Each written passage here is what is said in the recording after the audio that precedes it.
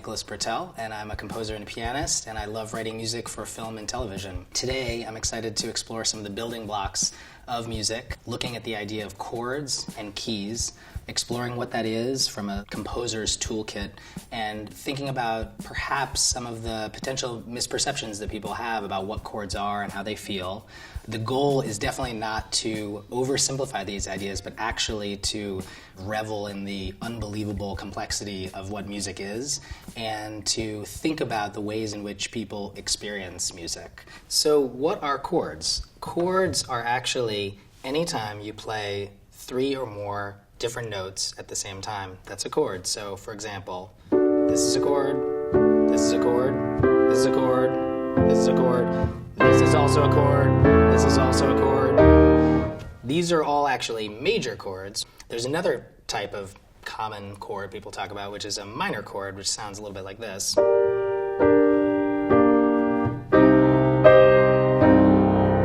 Some people like to say that a major chord perhaps feels sturdy, feels kind of resolute and strong, maybe. People sometimes think a minor chord is perhaps a little more uncertain, a little less strong, a little less stable, possibly. But I would caution from ever feeling like we're saying that major chords are happy and minor chords are sad. In and of themselves, they have certain characteristic sounds, but a lot of our emotional understanding of music is from the context of music. So that could be from the way that chords interrelate with each other. It could be from the way that chords interrelate with rhythms and melodies, and then how that music itself relates to what you're seeing against a moving picture. Music has this very, very complex set of emotions that the context of the notes themselves changes that, and that when you put it up against the picture, it changes it even further, and that there aren't any simple answers and takeaways to particular chords and keys. Now, there's a piece that I directly related major and minor chords together, and that's actually Little's theme from the film Moonlight, directed by Barry Jenkins.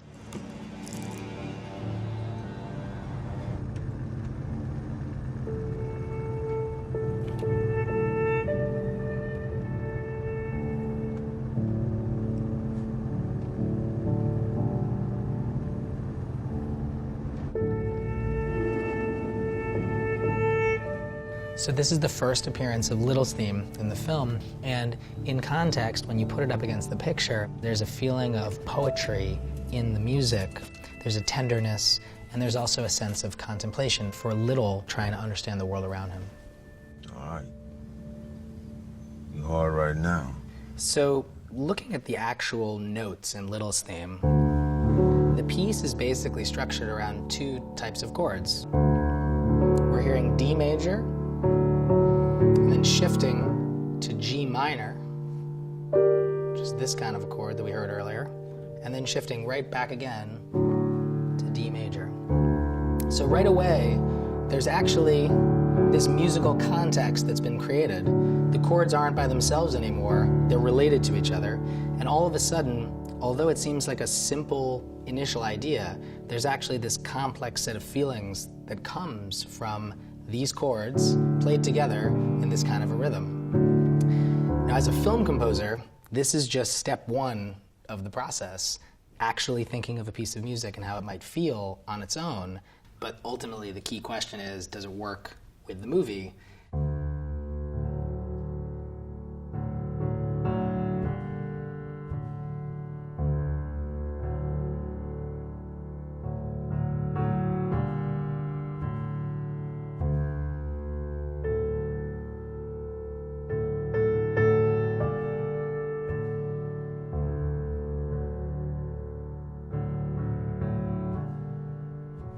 When I took that piece and put it up against this particular scene, it immediately felt like it was connected to the picture. It does not happen that way often. I can totally say that. There's many times I'll write pieces of music imagining things, and then you see the footage and you're like, I'm totally wrong. Like, this has no relationship to what I'm looking at. If a piece of music doesn't feel like it's connected to the movie, then it doesn't matter how beautiful the piece of music is. Yeah. It's not right for the film. And this process of trying to figure out what works for a particular scene, what works for a film, it's a very abstract and experimental one. There's this alchemy of not knowing and attempting and experimenting, and that's the process of writing film music with the director.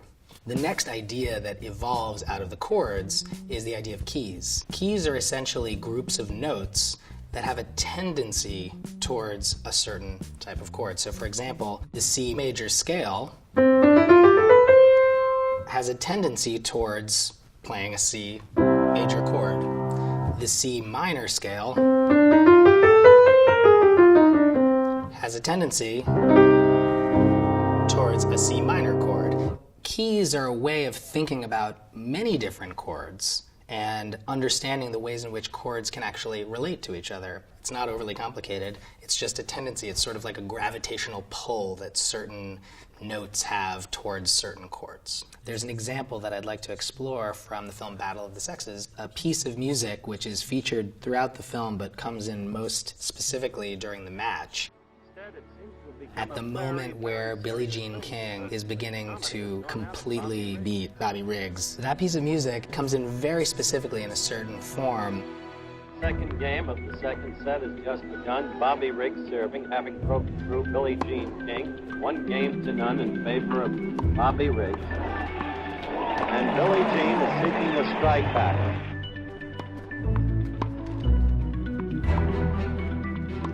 This is the music which really signals to the audience that the tide has turned.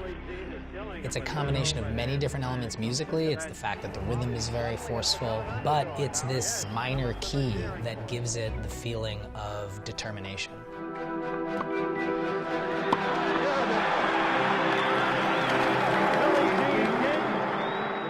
This piece is in E minor.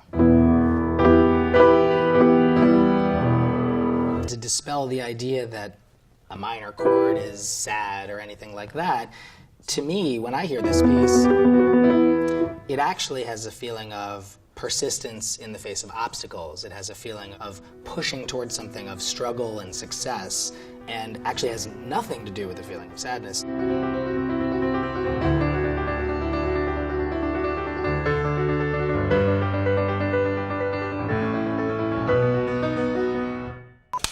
So to further demonstrate this idea of musical context and of shifting between different kinds of chords, as a story evolves in a film, what do you do with the themes? Sometimes the themes evolve and shift and develop and change, and sometimes it's actually even more important that they stay the same. I'm going to play the theme I wrote, which revolves around the relationship between Hal and Falstaff in the movie The King. This piece is called Hymn.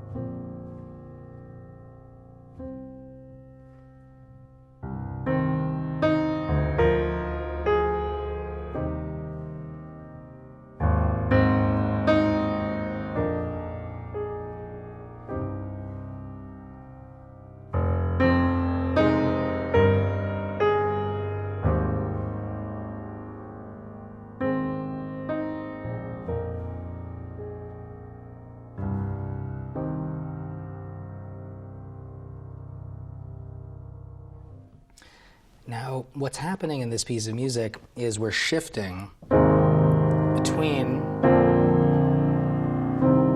groupings of major and minor chords again. It's different from Little's theme in the sense that Little's theme directly goes back and forth between a D major chord and a G minor chord. In this case, it's actually a bit more circular in how things are moving. We're on a C minor chord, we're on a C minor chord. This is kind of a B flat major chord in an inversion with a suspension. It's a little bit more complicated, but it's basically still a major chord. And then we're back at a minor chord. Then we're at a major chord, and a minor chord. So you can see there's actually a circle that's happening here, sort of a recurring cycle in a sense. And that creates a set of different emotions. When we first see Hal and Falstaff, we're hearing this theme around their relationship. And towards the end of the film, Falstaff is killed on the field of battle at the Battle of Agincourt, and it raises an important question of how do you approach that moment? Should one write a piece of music which is particularly sad and directly speaks to that moment in the film? Or is it actually, hopefully or potentially, more powerful to have the same piece of music that you heard come back? And that's how David and I approached it.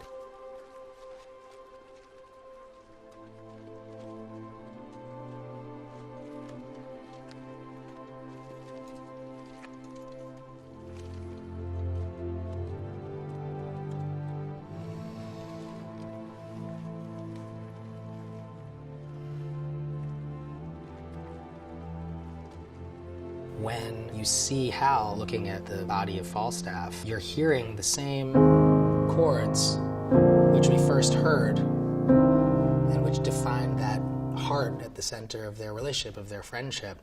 And one thing that I always feel is so important in working on a film is this idea of the architecture of the score and the fact that over the course of a film you're actually creating, in a certain way, a set of memories from early in the film that come back. And by keeping that theme and those ideas the same at a later part of the film, to me, it creates an emotional response where you remember that moment of friendship and of earlier life. I hope over the course of these different examples of chords and keys and context, you can see how things depend on their context, how different kinds of chords depend on the relationship with other chords, and how there is this essential deep mystery at the heart of this film scoring process.